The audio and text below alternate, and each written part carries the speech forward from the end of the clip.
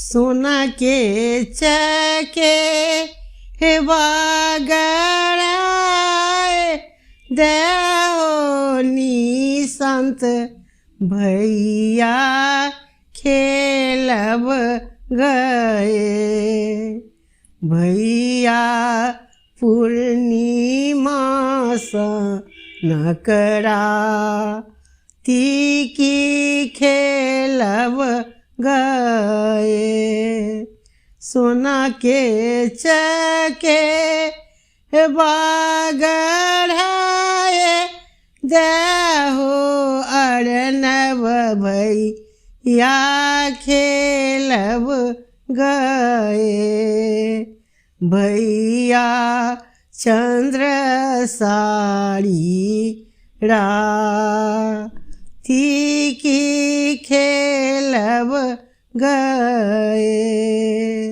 मैं तोरा पूछिया ओ बहिनो है शिवांगी बहिनो कौने फल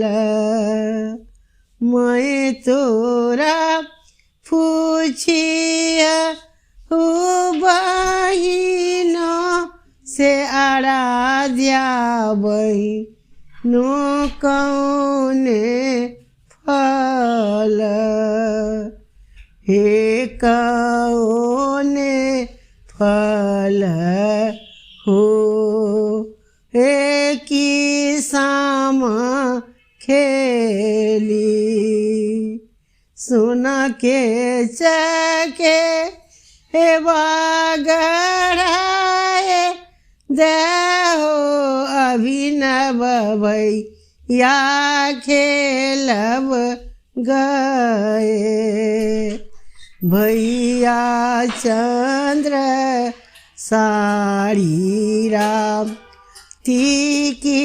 खेलब गए मैं तोरा पूछिया ओ बहिनों से अनेसा बहिनों कौने फल हे कौने फल हो एक चके बा खेले हे भैया शाम खेल जाए अब की गढ़ाए दे हो भैया पूर्णिमा सनक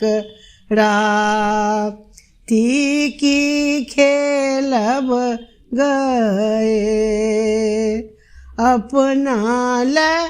आहो निसंत भैया आन धन है लक्ष्मी की तोहरा के भैया अरुदा बहु तकी तोहरा के भैया अरुदा बहुत